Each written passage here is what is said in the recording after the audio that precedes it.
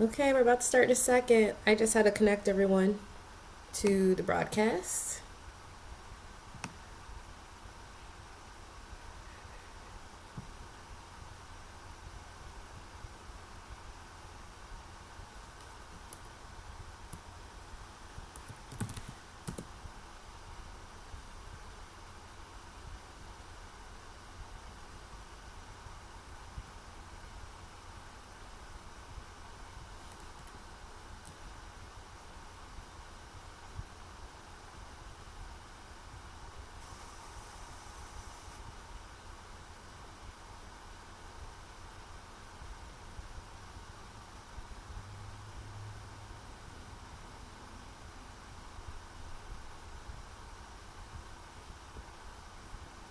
All right, guys, I see you coming on. This is about the email I sent today. Apparently, it was really popular. So, we're going to go deeper into subject. And for those who aren't on the email list, go into it. What I've been doing to keep ahead of this. We'll briefly talk about real estate investing, but a lot of that has come for a halt unless you're doing big deals. But also just in our own personal lives, what this era means, what this pandemic means, and how all of us are leaders, and now is the time to step into it, and what that's going to mean for us, our future, and everything else. So I just want to get my streams ready, and I'll be ready in about a couple minutes. It looks like everything's working today. I'm laughing because I'm like, I've been doing this, and I think I finally got it. Like, I know how to work this.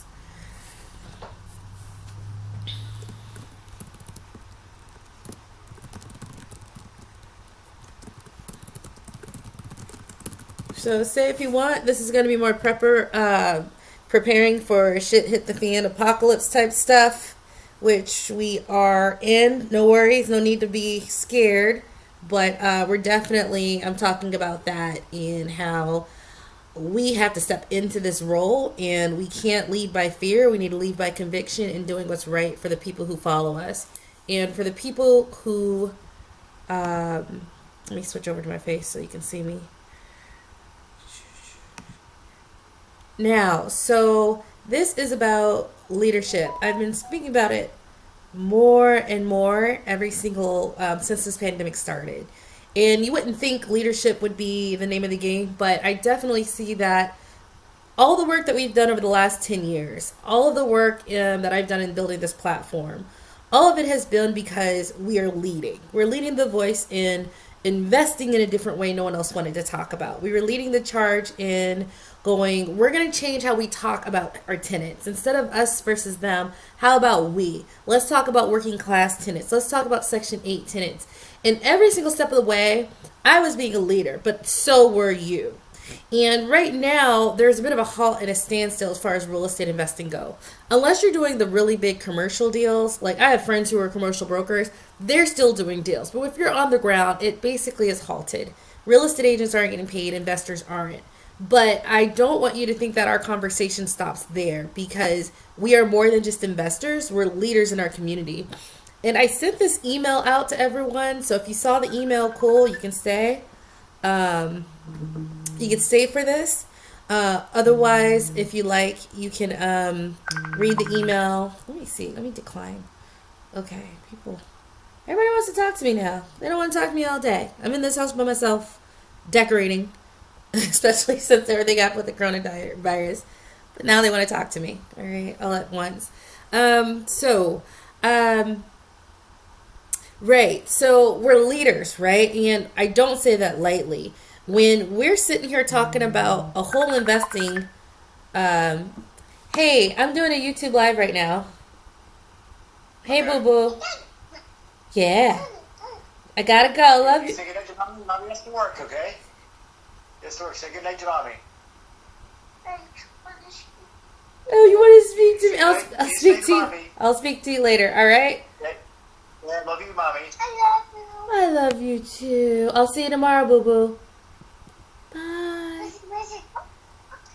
Yeah. Okay. It's my little boo boo. All right. You guys who have kids understand why I just did that. I split custody with my ex, so like even if it's 2 minutes in the evening at night, it means a lot to like connect with the baby. Right. And so every single time that we stepped forward with this and you guys followed, we were being leaders, and it matters more now. So I sent out an email today and I said it was all about prepping. It was like, hey, we're more than just real estate investors. All of you guys are like me. And the reality is, not everyone is like our group and like the people who follow me. A lot of you guys are visionary. You can see the big things that other people can't see. You can see the need to have passive income in case of job loss. You're willing to do the work to get there. You're able to put money aside and sacrifice to do it. And you and I both know the majority of people do not have those abilities and gifts to be that disciplined. We know it. Only a select few of us. So all of us and the people who I attract are leaders. And it's going to matter more now than ever. So I sent this email out. And you guys can go and say hi. See all of you. Kamoy, Robert, Carlos, Nikki, Jeff. Hey guys, Michael, Debbie. Some of you guys know me through my real estate investing background. Some of you guys know me through real life. But like what I'm about to say is all about prepping, but it matters. So we have been leading the charge. We were talking about neighborhoods that everyone overlooked, and we did it defiantly. We did it with conviction because we just knew in our hearts it was right. And all that cookie cutter advice that told us to ignore our own neighborhoods and to be fearful of our own neighborhoods, we knew was wrong, even though everyone told us the exact opposite. And so what I'm about, we just need to understand that what's about to happening right now and what's happening during the pandemic, real estate wise and otherwise, we need to step into that gap. We need to fill that void. So I did a prepper edition email, just basically how I've been seeing things. I've been basically 4 to 6 weeks ahead of all of this, all of it. And, you know, it's been relatively calm for my family, even during the worst of it. And we haven't hit the worst of it. But even through all this, it's been very, very smooth because we are ahead of it. And I did it for that reason. And I put at the end, do you guys want to hear about this or not? Reply to me. I got 40 replies saying they were good tips. So I thought, I know not everybody's on my email list. I wanted to do a live stream and talk about what was in that issue that everyone liked. And it was like, we need to step into the roles as leaders. Hi, Sheila. Hi, Anna. I see you on YouTube. And in my membership. This is my monthly membership. I'll be jumping on at the end to do the monthly membership. Hey, Anna. All right. And so it was the prepper edition. So what are we stepping into right now? Well, I just want to give you some background. I've been 4 to 6 weeks ahead of all this because I am a prepper. Low key, I'm not going to go on a TV show like Doomsday Prepper, but there's something inside of me that just knew this day would come. It's intuition, because I looked up when everyone was panicking and realized I already took care of it. And in so many different ways. I mean, financially, mentally, and in other things. And I wanted to go into some of those prepper things that I've done and am doing during this pandemic, because I know I'm going through this with a relatively okay demeanor, seeing how we can get in front of things, seeing how we can take advantage of things before it escalates. And it was in 3K areas that I wrote this email, and it was a very long email too. So it was like financially, mentally, and as far as the food is concerned. So I wanted to go into like what I've been doing and how you guys can probably resonate and see if this can help you in what you're doing. So prepper edition number 1, finances. How have we been handling this financially? And I want all of you guys to do it, because I wasn't going to do this at first. I got to thank Al Williamson for an email about being bold that made me do it a week ago, and it's made all the difference. So financially, I called every single credit card. I called my mortgage company. Even though I was okay and I can continue to pay, I called every single one of those cards. And I had to do a list, because you know I got like 10 cards. And I asked every single one of them for an abatement or a forbearance or whatever. Some, you know, the good cards, the cards you like IKEA, IKEA's, Home Depot, the ones that are pretty, you know, I think consumer friendlier, immediately gave me 3 months. You don't have anything due in 3 months. It's not going to accumulate. At the end of the 3 months, you'll start having a regular bill, and any promotional rates get tacked on. My mortgage company, they said for 1 month, it gets waived. If you do want to pay anything, it'll just pay the escrow and principal. So I'm probably going to pay the escrow and some principal, but just sort of keep my reserves, because this is a very serious situation and it's not a time to be paying for everything. But every card either was like, hey, we'll waive it for this month, interest will accrue so you can pay, And I do plan on just paying the interest minimum, but that still cuts my monthly outlay from 1,600 a month to like 700, right? Like it's a very significant um, increase. And I wasn't going to do it because I was okay, but I'm telling all of you guys, let's not do that. I want you to call every single card. And if you rent, I want you to call your landlord or your property manager and tell them I've been affected due to COVID. What can I do? That has been so helpful. So all of a sudden I have auto bill pay and it went down by 60% what I had to do this month because everyone's business is affected. So that's number one. Number two, you guys know I'm all about diversified income. Since I lost my house to the foreclosure in 2009, that learned me real good, okay? Real good. So, diversified income. All of you guys, passive income especially, even with my own platform, I have passive income in the book, monthly memberships, online sales, low cost sales, like whatever. But always thinking of diversification, always thinking of passive income. And I want you guys who are hustlers, not every one of you guys are, but what they call it, rise and grind Twitter, right? That's what they call us if we're always talking about being on your hustle.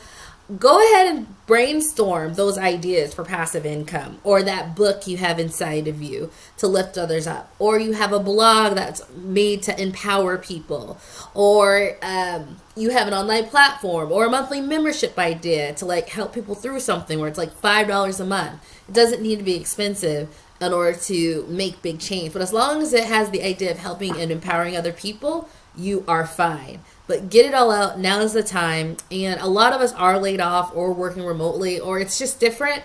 So, an hour a night dedicated to your craft is the time to do it. Now, a lot of you guys who are already in here, you've already thought about that.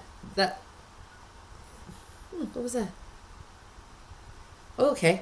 So a lot of you guys have already thought about passive income. And that's why you're doing the real estate investing and following. But yeah, I forgot. That's one of my passive income streams too. So honestly, I think I have like 5 or 6 passive income streams I built over the last 9 years. You guys have been with me through this journey. You saw me launch the book 2 years ago. You saw me launch the membership 4 years ago. So every year there should be a new passive income outcome. Like I have an audiobook version. So not even you guys, but people who are finding me through Walmart, through my audiobook. Right? So all of these things you need to start thinking about. Not now. I mean, if you have other things that are on your mind, but financially, we knew this day were coming. That's why you're my platform. But that's number 2. All right. So we've been pretty okay with that because of all the work we put into it. But you guys understand this and where to go. But especially call your credit cards. I swear. And the people who are like, call back, best believe I'm going to call them back May 1st and be like, I need another month. Everybody's giving me 3 months, even if I have to call them back. And I want you guys to do it too, even if you can do it. And, if you're still flush, some of you guys are still working and you're doing fine. You're double income. You have 2 jobs. You're working remotely. So your 6-figure salaries are fine, right? So you don't have to do it. But definitely for those of us who are in their own business, you've seen a constriction. Some of you guys have been laid off. It's definitely something we all need to do and cut those expenses. And don't go, I can't afford it, because we're entering into what I and the prepper community are pretty sure are going to be some pretty dark times. So we just need to conserve our money right now. Mentally, this was actually just really quick. I know when I was waking up every day, I was like waking up, I'd go to YouTube and it would be coronavirus. It was like every day. I was like, because I'm a prepper, so shit finally hit the fan, So I was just like, what's going on? Trying to keep our pulse to the tone. But you know what? After a week of doing that, it was too much. Whatever you focus on, you'll attract, right? You can't just focus on coronavirus every day and not think it won't eventually manifest in your life. Like you can't do that. So, I was sharing with people, hey, I was watching old Key and Peele episodes on YouTube, SNL, watching Curb Your Enthusiasm. I just found on BET Plus, and on Roku, I got seasons 2 through 8 of Girlfriends, which I watched back in the day in my early 20s. I want to watch it now in my 30s, right? So, get away from it, enjoy. But of course, I think you guys may know that, but just understand, mentally that's going to help, because we need to focus on other things. Now I'm going to go full on prepper edition, right? So now I'm full on prepper. Now, there are rumblings right now of a food shortage in 4 to 6 weeks. In the email, I listed an article, but there was a memo that was sent to the White House by the Department of Homeland Security. So just put DHS food shortage and you'll find it. They're not going to broadcast this on national television. You want to know why? Because in this country or any other country, if people thought there was no food coming, they would literally start rick griming and breaking into people's houses. They're not going to advertise this at all. All right? So they're not going to advertise this at all. They're not going to make it mainstream. They're going to say we have food, we have food, we have food, we have food the whole time. The reality is food shortages are coming. And you got to understand why. So first of all, this hit China in December. This is hitting US and it's peaking in the US in April and May, beginning of harvest season. The DHS report warned that with workers likely getting, as we know it's going to happen because they're in, the proximity and going out and not being able to stay home, our essential workers are going to get, have a higher risk. They're going to start getting sick. We see plants shut down all over the country. In the article, the Yahoo article, let me find that article and send it to you guys so you can do it. So this is like a legit article, food shortage, coronavirus. So they're just putting it's a warning, but you guys know, and I know. Here, I'll write it down, Derek. So, Derek says, has no one ever heard of a garden? Derek, I have garden, so we're good. We're good. I just created a garden today. That's how serious it is.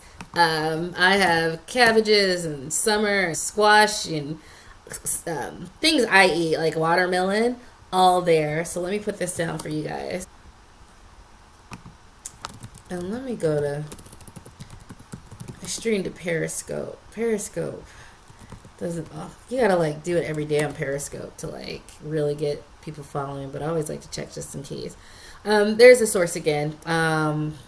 So full on prep edition. So with us getting hit at the beginning of harvest season and our borders closed, two main things are migrant workers, who are the majority of people who harvest the food, are not even getting through the border because we closed them, right? I don't know, whoever, you guys probably thought it was a good idea at the time, but if they do not come, we have weeks before all the blueberries picked, all the strawberries, all the potatoes. I just saw a farmer on Twitter who showed millions of pounds of onions. And he's like, we don't have anyone to pick them.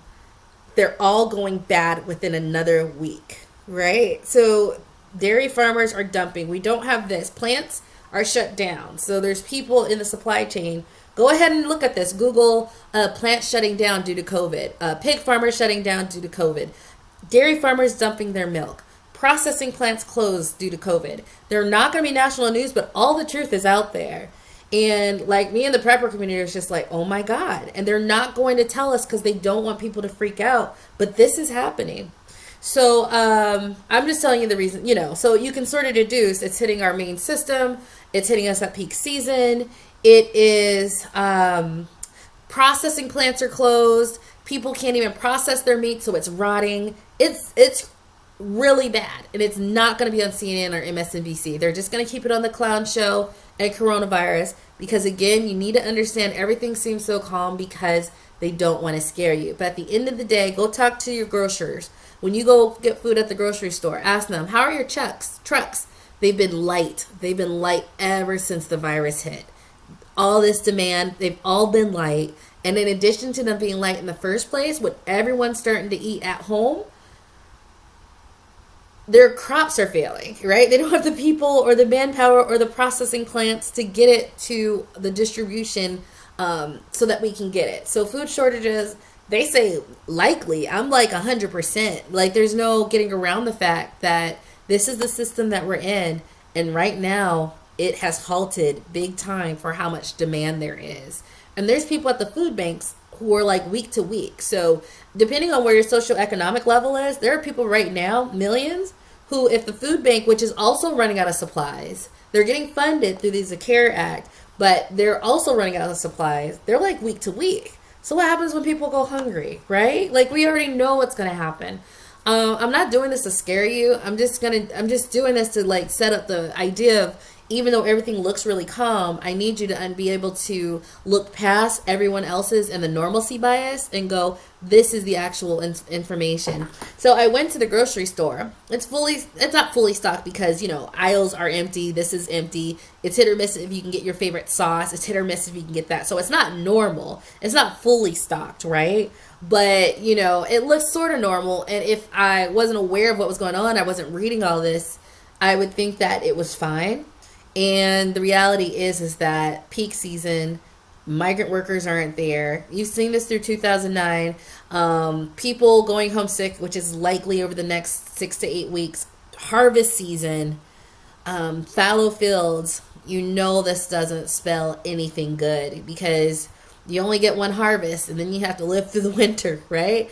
And right now it's looking bad. So, and it won't get too bad. Like at the worst, it'd be like, hey, you go to the store. It's just they won't have much food and everybody will be rationed, right? Like you get two cans of vegetables, 2 cans of meat. That's it, right? Because we have to feed everyone. So it's probably not going to be super food shortage, right? Like there's nothing. It'll just be like you have to wait for 4 hours to get the little bit of a share that you can, or your 5 items or less, because they're trying to account for everyone to get food. And this is also going on during a pandemic. Also going on through everyone not working and not everyone's on their unemployment benefits. Not everyone got those benefits. So just understand it's coming. So I actually gave tips. I didn't do this to scare you, but I just gave a few tips that people found they looked at. So first of all, if you can in the next week, I would go ahead and get $50 to $250 worth of canned shelf-stable foods. I have a food dehydrator, so I'm going to buy a bunch of onions and like dehydrate them because they'll last 6 to 12 months if you dehydrate them. But there's things you can do, but just make it shelf-stable. Because remember, there's going to be power outages, and when there's a power outage during the summer like we always have, they're going to have half their workforce available to fix it. So maybe a 1-day power outage might turn into 4 days. Right? Like we just have to think. So shelf-stable foods are the best. 2, look into getting a CSA. I like the idea of that because CSA is community-supported agriculture, and you pay up front for the harvest. So it gives the people an infusion of cash, right, to pay for everything that's coming. But they'll give you a really big bundle of fruits and vegetables that are seasonal, so it changes every week. Now, the good thing is it might be $450 for one of these CSAs. FYI, they're filling up very quickly because people who are in the know are already turning to them. So half of the CSAs are filled already, the other half are not. I'm doing this because so many people in our community were always last to know, and we need to break that cycle. We're not going to be last to know anymore if I have anything to do with it. Right? So they are filling up. Me and my ex are actually going 50-50 into one. It's $450, $225 each. The thing is, they give you so much food, you can pickle, can, or dehydrate it to preserve it. And then give you enough food for that $450 to last you a whole entire year. So if you can dehydrate it, you can freeze it, you can can it, you will be fine.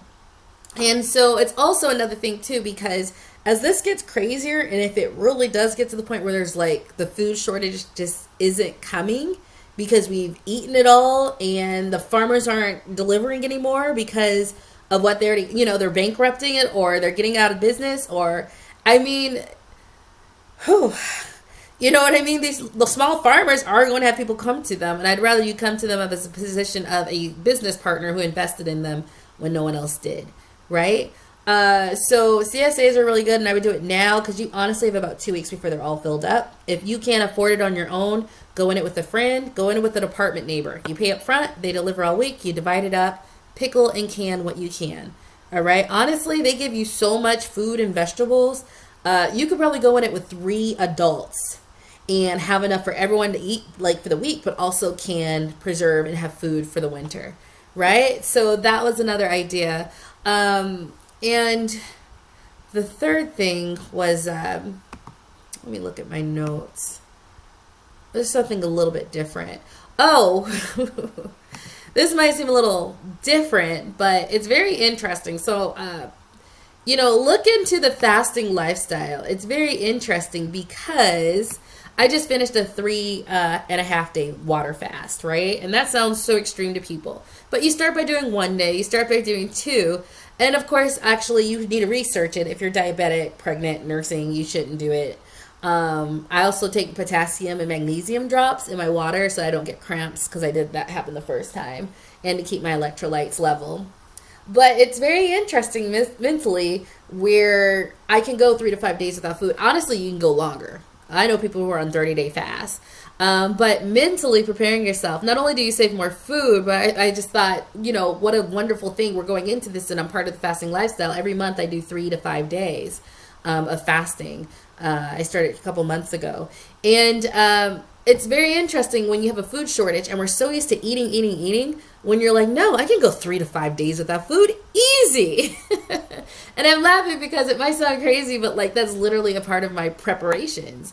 Like mentally, the idea of going 30 days without food is like, oh, I've been meaning to do a 30-day fast. This just brings it on quicker, right? And it's not a scary thing. It's a spiritual thing. And when I do it, it's very spiritual. So the 2 to 4 hours I would spend on preparing food, I spend in meditation and prayer and healing. I have a healing practice, so I'm just, oh, this headache and what was this blemish, like I'm healing things on myself. So it's actually a really cool thing. And I just wanted to go like, hey, I don't want us to be scared of this. There are skills that you can acquire yourself if you'd like that not only heal your body and mind, but also can get you through this. So I think the food shortages are imminent. I just purchased like it was. The only reason I'm pretty comfortable telling all you guys is that I moved to a new town and no one knows where I live, right? Like the people who are in my audience, they don't know who I am or where I live. So that's why I'm comfortable telling you. Otherwise, I wouldn't want to be a target, right? Because things are about to get really serious if we're week to week with food. But it all was about leadership. And it was like, if you know in your heart something's like is going to happen and you're trying to talk to everybody and go, hey, this is really bad, this is really bad, and they're looking at you like you're crazy, sometimes you want to curl back and go in on yourself. But I'm telling you, if you have that feeling in your chest, if you have it in your heart that this is going to be bad and you really need to prepare and take it very extremely serious, I want you to take that leadership and do it. Because at the end of the day, it's going to be you possibly that have the resources or had the forethought, and you're going to be the one to help your family through. I didn't say you're going to be the one to be able to get through. You're going to help others. I'm going to help others. That is our position as leaders. We know that we might be the only one preparing because most people just sort of looked at me, but I'm actually ahead of the game, right? Completely. Oh, you guys don't have toilet paper? I got tons, right? Oh, you don't have I already bought them in January. Okay, so like everyone's complaining, and there's going to be some of us who are taking the leadership role and go, I feel this is right, even though everyone else is saying this is okay. I feel that we need to prepare very seriously for it. Taking leadership in that means that on the other side of things, you're going to be the one to be able to help and pull your circle, whoever your tribe is, through.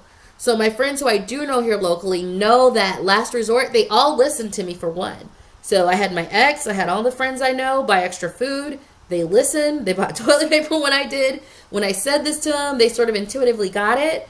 And they know when they go through their stash, they can come here, right? If anything happens.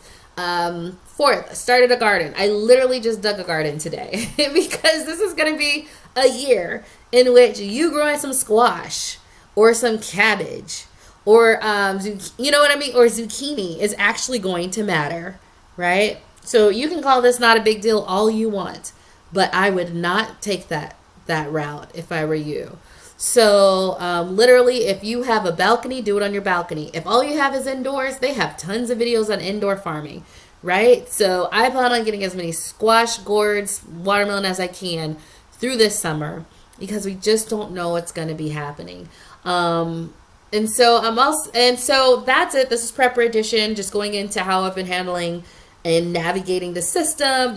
People are looking at lack and we're looking at abundance, bountiful, and partnerships, right? So you can take this anywhere you want. I've been a leader on this. I've been a leader to my friends and family. I hope I'm some type of leader to you guys that you can draw some strength from.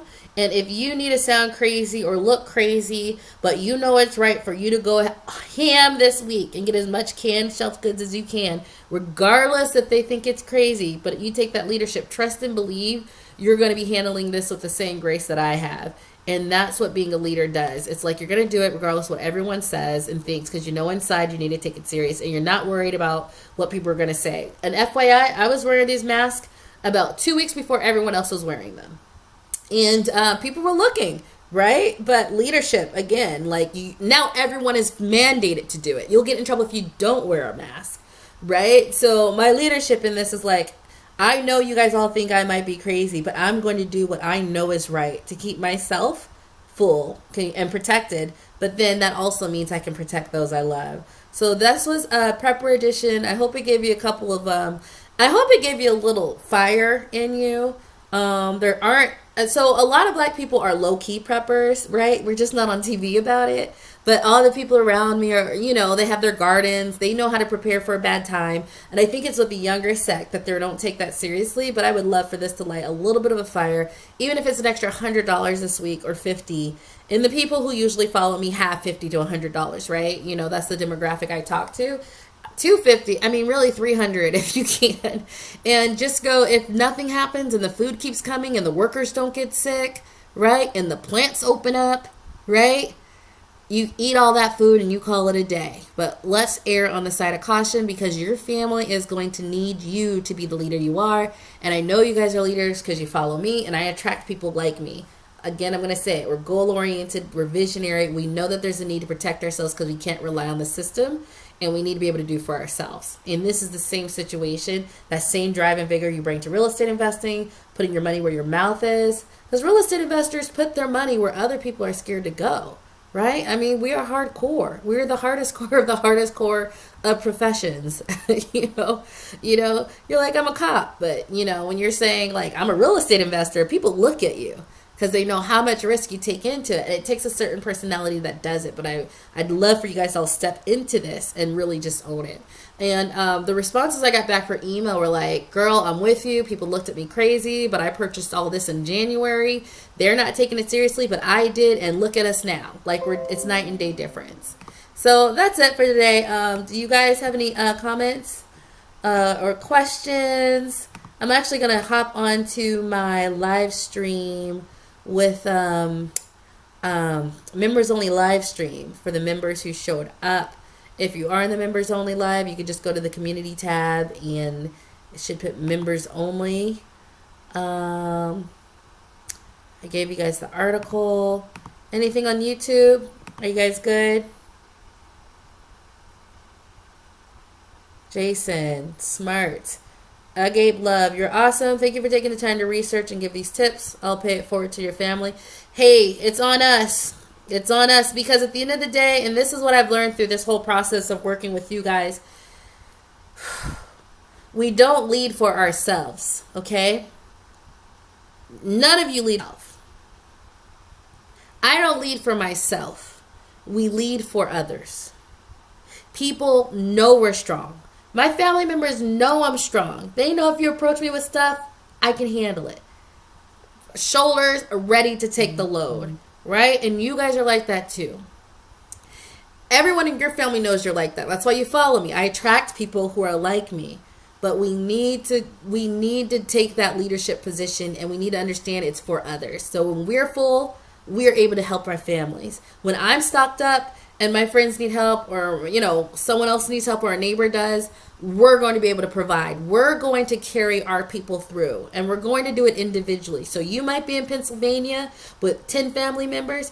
You might be in Nevada. You might be in Colorado. But each one of us need to take that leadership, because we're going to pull the others, because they don't have what we have. They don't have that premonition. They can't see what someone doesn't tell them. Like, if the news doesn't tell them it's bad, it's not bad. But we're the ones that can see, right? And so this is bigger. And I the reason I'm doing this, even though it's a real estate investing platform, there's something inside me that says, you know what? That same that same drive needs to be applied to being ahead of the curve. And of course, I have a smaller platform. I'm not like 1 million subscribers. It's just a few of you guys. But definitely, we need to do this for others in our lives. And it just is what it is. They cannot see what we see. But you guys listening know in your hearts what I'm saying is real. You know it. Or else you wouldn't have listened. So let's see what YouTube says. I gave love. You're awesome. Thank you. You're awesome too. Thank you for taking the time to research and give these tips. I'll pay it forward to my family. Yep. Oh boy, answer very spiritual. It sure is. As soon as you start talking about what you're doing here on earth and how it benefits others, you're spiritual. Because that is what we are here for. I'm not here just to be Lisa and not write a book and not help people. That's not what I'm here for. I've been given gifts. I'm supposed to take that, synthesize, and give it so you guys are empowered, and then you empower your families. It is a direct line and ripple effect. Agate loves growing a garden. Yeah, I just dug mine today. Squash planted, watermelon planted. Literally all I got to do is just water it. But this is the time. And the guy who helped me out doing it, I'm like, are you going to get a garden? Please do. Because you can tell people all you want good advice, but they don't listen. He actually said he is, and he's marked out the space. I'm like, thank goodness.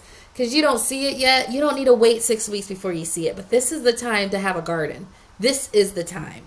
I don't care if he's some snowflake or liberal who lives in a, like, this is the time, right?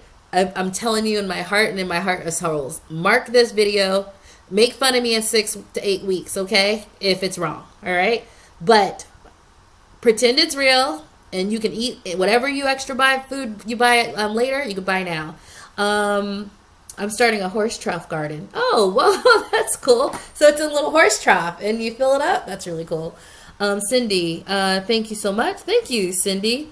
Oh boy, says, I'm a grocery shopper and delivery driver, and groceries leave the shelves super fast.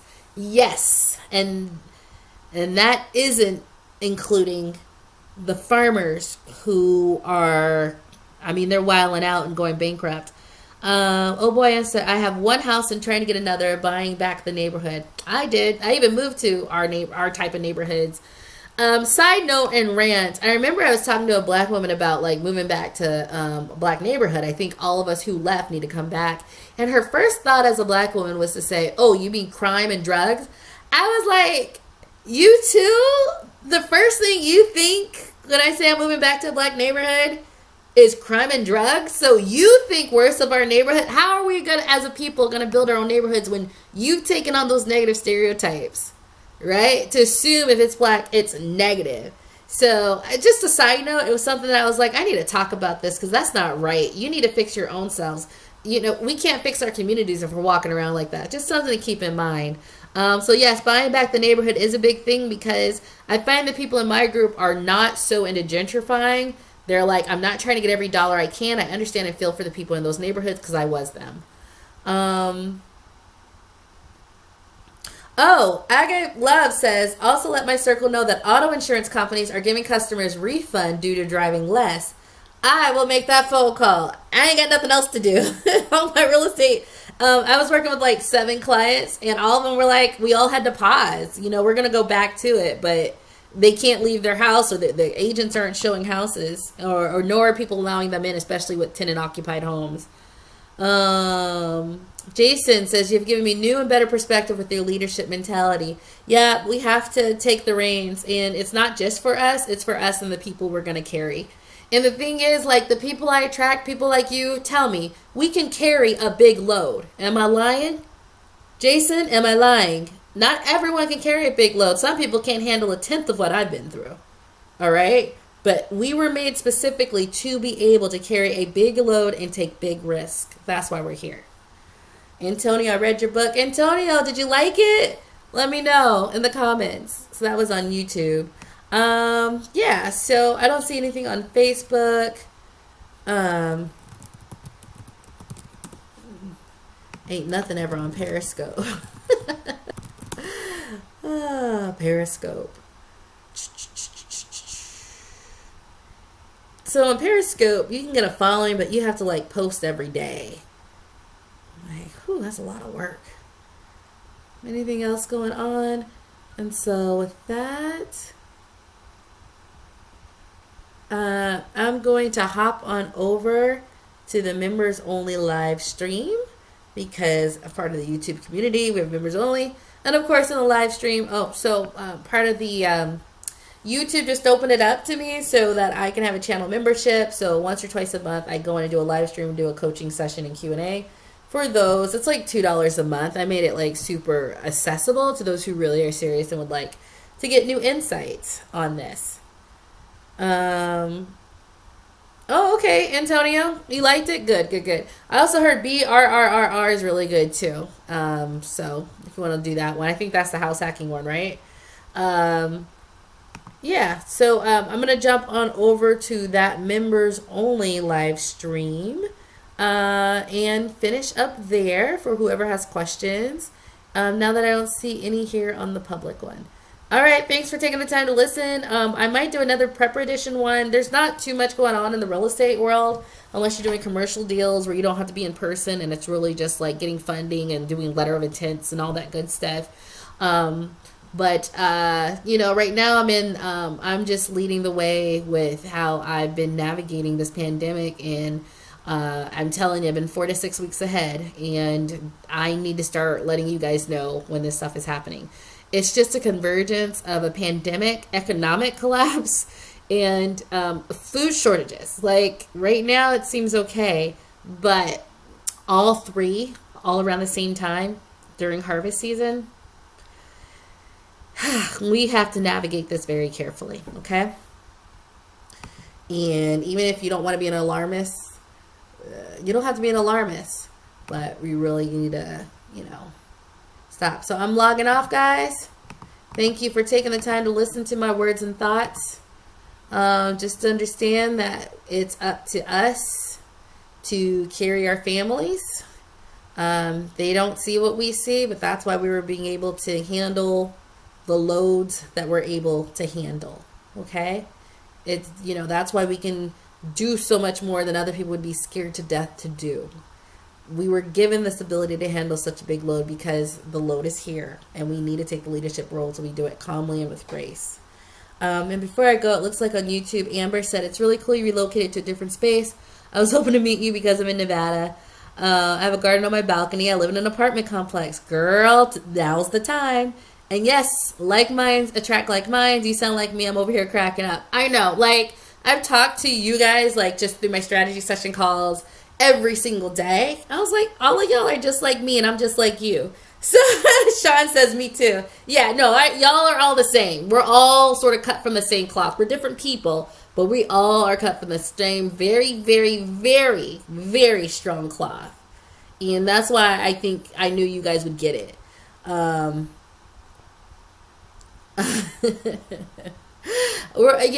Cutie Pie said we're family. You know what? There's a thing called soul family. I don't think it's not a coincidence that you guys found me. Your soul tribe meets up with your soul tribe when they're ready to step into the light. I've stepped into my light. I let it shine. I'm very open about expressing who I am and what I do. But when I did that, regardless of what might have been slung at me, it made it easier for you guys to step into the light too. So I 100% know all of you guys are my soul tribe. So that means up in the ether, when we're spirits and not here on this world, we're family.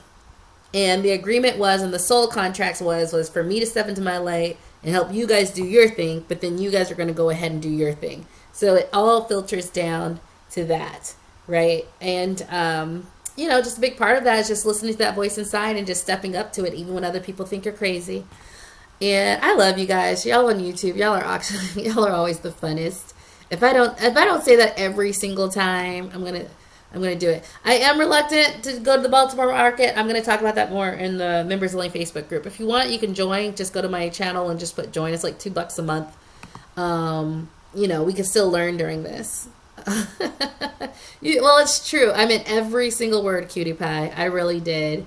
And with that, I'm gonna jump off to the members only. So bye Periscope. Bye YouTube.